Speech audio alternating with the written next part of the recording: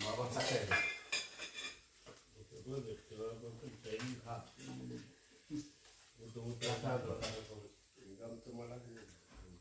बस बस बस बस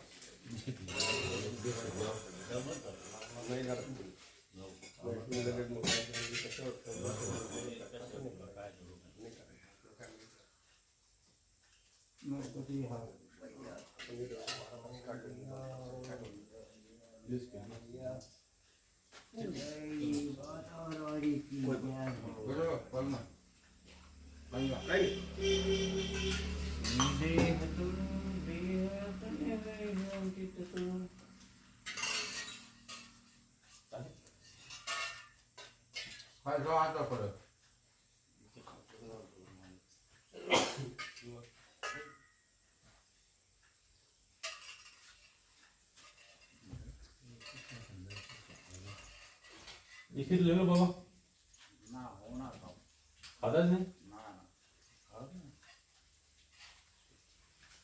ये रात शाम रात को ये खाना खाए नर्मदे हर बाबा नर्मदे नर्मदे हर नर्मदे हार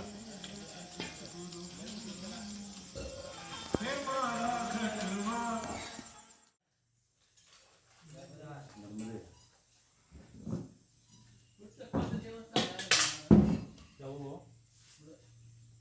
6-7 किलोमीटर कोसरिया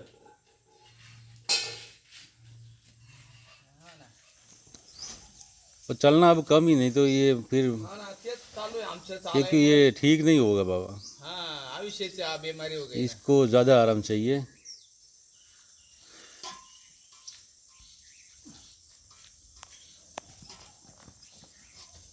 ये गाँव कितनी दूर है आता ये तो अब आगे जाओगे गाँव ही आधा किलोमीटर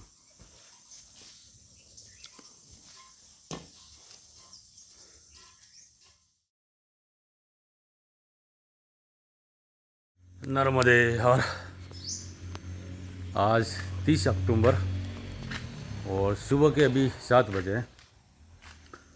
रात्रि को जो परिक्रमावासी रुके थे और अभी सुबह आए थे कुछ परिक्रमावासी वो बाल भोग और चाय प्रसाद लेकर आगे बढ़े। बाल भोग मतलब कि बिस्किट और मेरे यहाँ पर अभी बाल भोग नहीं बन पाता है थोड़ी समय ही नहीं मिलता है तो बिस्किट वगैरह जो भी आता है वो दे देता हूँ। तो अभी अपने प्रतिदिन के कार्य में जुड़ जाते हैं। सबसे पहले तो जो कचरा है उसको बाहर डालना पड़ेगा। हे मां नर्मदे डस्टबिन छोटा पड़ता है।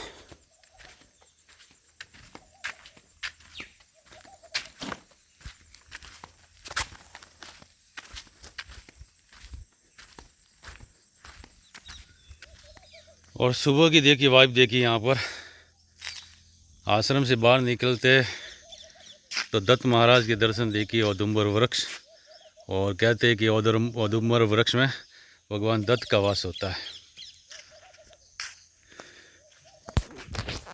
और आज का दिन बहुत ही पावन दिन है। पावन इसलिए कि आज गोपाष्टमी है और गोपाष्टमी को माना जाता है कि जो सतयुग की शुरुआत होती है मतलब कि हर मनवंतर के बाद वो गोपाष्टमी को ही सतयुग की शुरुआत मानी जाती है। और मेरे लिए तो वैसे भी पावन दिन है क्योंकि हमारे इष्ट भगवान श्री रंग अवधूत महाराज के आज जन्म जयंती है तो मतलब दुगुना हो गया। और संयोग की बात देखिए आज गुरुवार भी है तो गुरुदेव की जयंती गुरुवार और गोपाष्टमी का दिन बड़ा ही पावन दिन है। ठीक है तो आज देखते परिक्रमावासी आते तो हमारे इष्ट भगवान रंग अवधूत महाराज की जयंती के उपलक्ष्य में कुछ विशेष भोजन का आयोजन करेंगे। ठीक है नर्मदे हर।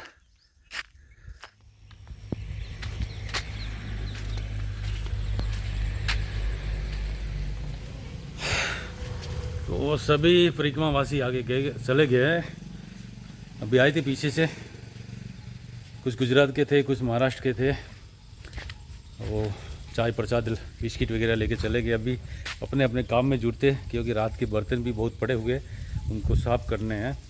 कुछ धो दिए थे, कुछ बाकी रह गए थे, काफ़ी लेट हो गए थे तो वो काम शुरू करते हैं। फिर भोजन की भी तैयारी करते हैं अभी, क्योंकि परिक्रमा से शुरू तो हो ही गए तो आते रहेंगे। कुछ मतलब बना के तैयार रखना पड़ता है, बाकी जब आने के बाद बनाते तो काफ़ी दिक्कत हो जाती है।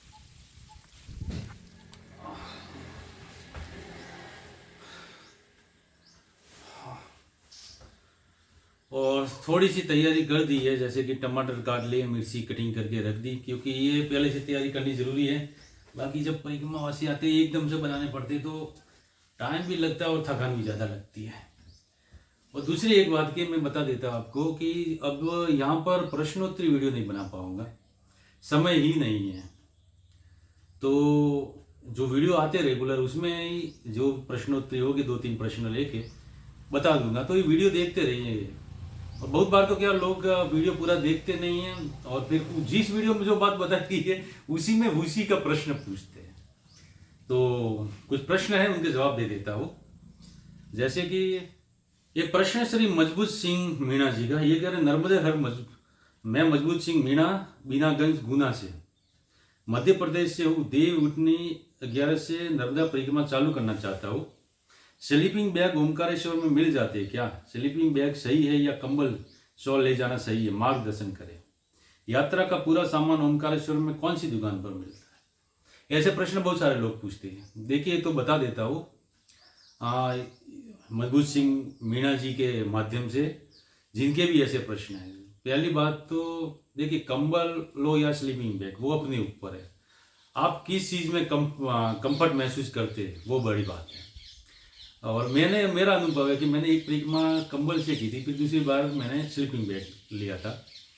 तो स्लीपिंग बैग में अच्छा रहता है, ठंडी कम लगती है, वजन भी कम रहता है, तो स्लीपिंग बैग ले सकते हो। और ओमकारेश्वर में कहाँ मिलेगा? तो देखिए ओमकारेश्वर में बहुत मुश्किल है, तो अपने घर से या ऑनलाइन लेकर मंगवा कर फिर जाइए कोई भी सामान।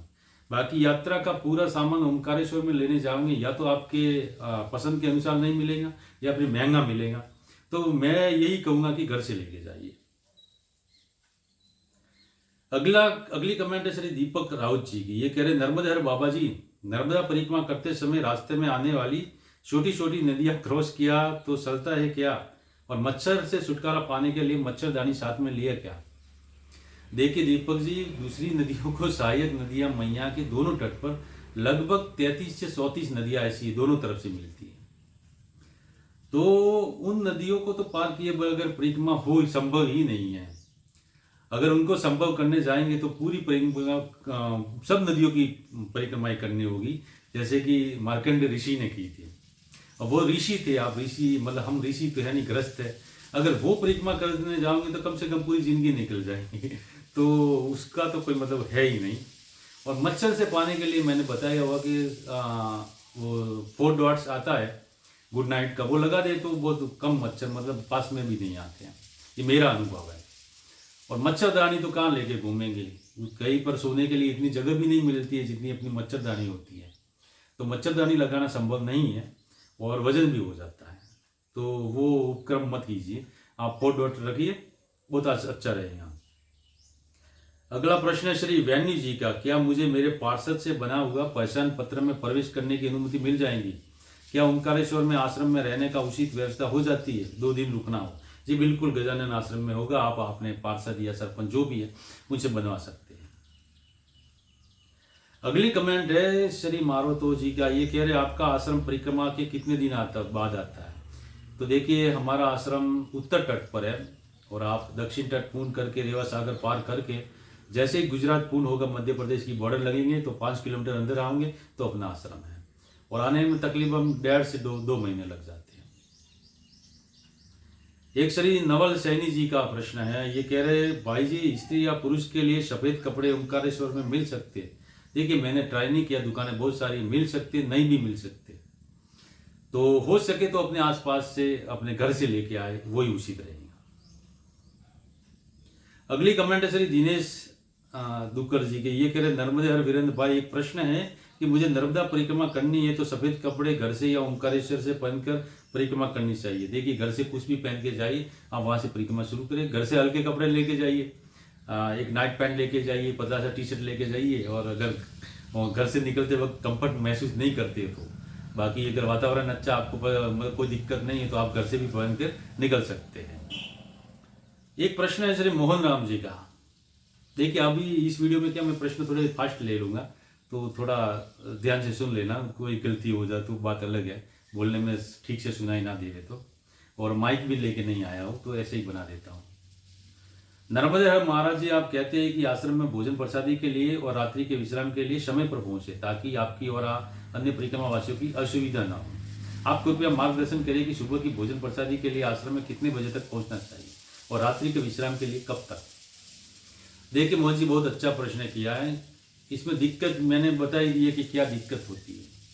तो जल्दी तो ये कि सुबह 11 बजे के बाद मत चले, कोई जो आश्रम मिला 10:30 11 वहीं पर रुक जाइए। अब 12 बजे भोजन के टाइम पे जाते हो, बना बनाया भोजन होता है और फिर कम पड़ता है और उनको दिक्कत होती है, आपको भी दिक्कत होती है।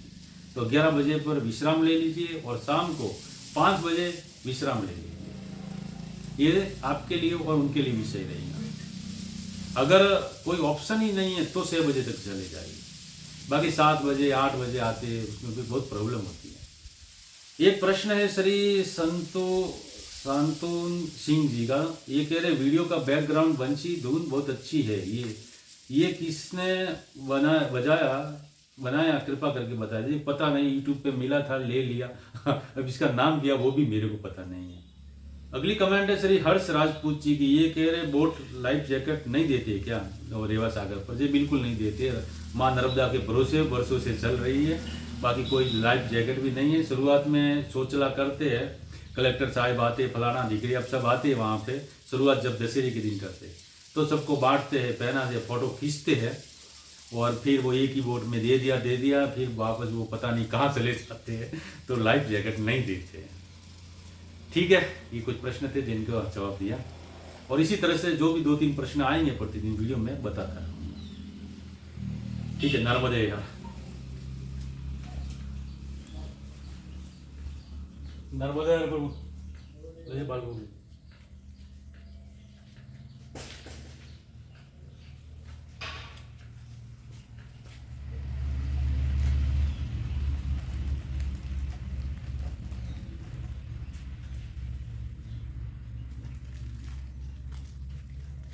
पीछे कोई आ रहा है बाबा?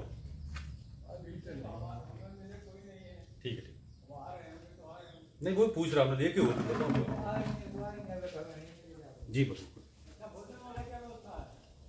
क्या बाबा? हाँ भोजन 12 बजे तक मिल जाएगा वो।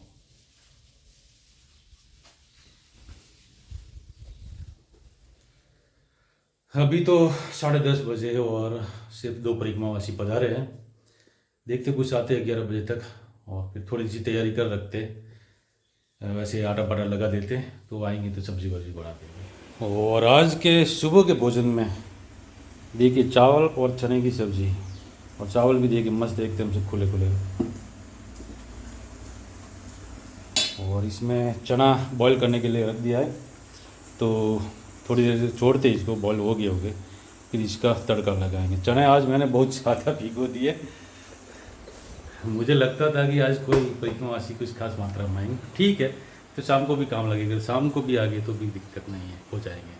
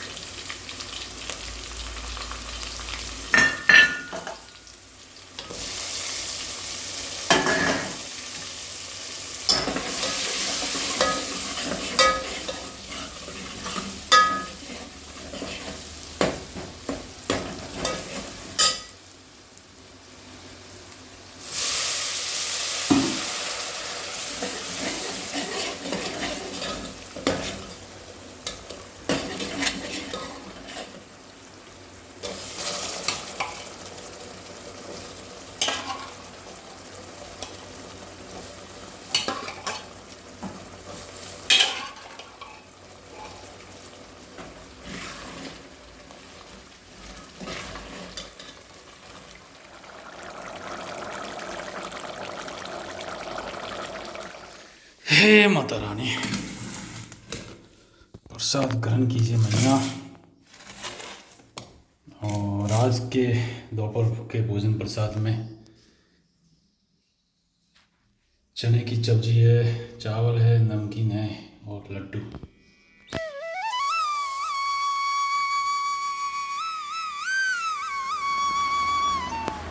तो दोपहर के बजे अभी 1, परिक्रमावासी संतों को भोजन करवा दिया और अब मैं भोजन करने बैठा हूँ। और भोजन में क्या बना वो तो मैंने बता ही दिया। तो मिलते अभी दोपहर के बाद, तब तक के लिए विश्राम करेंगे। नर्मदे यार।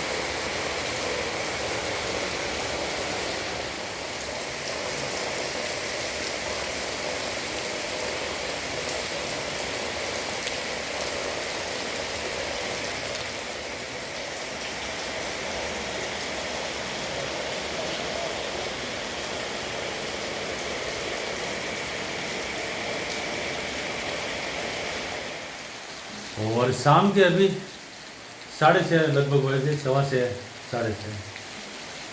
और लाइट बिजली चली गई है, इमरजेंसी बल्ब जल रहा है अभी। और बाहर देखिए तो मूसलाधार बारिश हो रही है।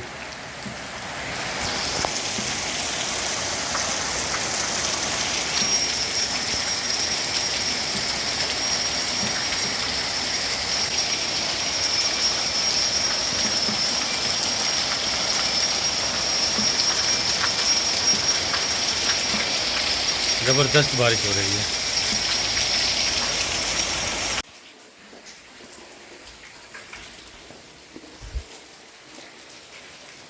काफ़ी समय इंतज़ार किया, देखिए लाइट तो आई, बिजली तो आई नहीं है।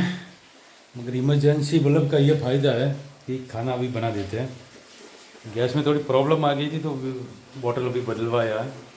अभी आया तो अभी भोजन चालू करूँगा बनाने के लिए। और आज भोजन में भी चने ही बनेंगे, क्योंकि सुबह ज़्यादा भिगो दिए थे, तो वापस चने की सब्जी और रोटी बनाता हूँ। आटा मैंने लगा दिया था।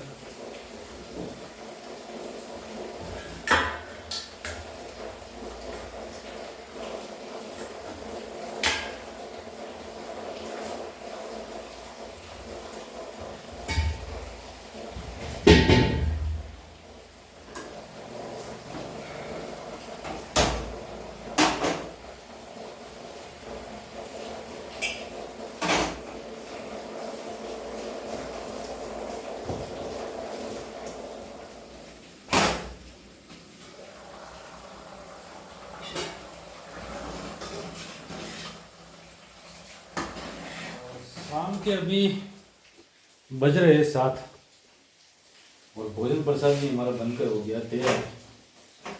तो बिजली भी आ गई है। तो सबसे पहले तो हम रोटियों में लगा देते घी। और हमारी संस्कृति ये कहती है कि अगर संभव हो और घर में पड़ा हो तो आगंतुक अतिथि को बिना घी लगाए रोटी नहीं देनी चाहिए। मतलब कि बिना घी लगाए रोटी देते वो उस स्थान की या उस घर की दरिद्रता को दर्शाता है। ऐसी हमारी संस्कृति कहती है। तो बहुत से लोग कहेंगे कि तो क्या सभी को घी लगा के रोटी दोगे?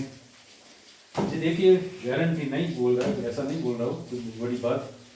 मगर हाँ, जब तक पड़ा होगा और माँ नर्मदा व्यवस्था करवाती रहेगी तब तक घी लगा के ही रोटी दूंगा। चाहे थोड़ा लगा के दूँ, ऐसा नहीं कि डुबा के दूँ, मगर दूंगा।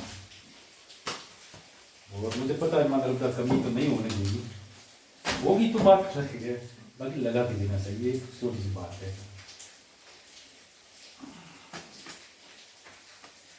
तो आज के भोजन प्रसाद की थाली कुछ ऐसी है मैया की। रोटी है, लड्डू है, नमकीन है और चने की सब्जी।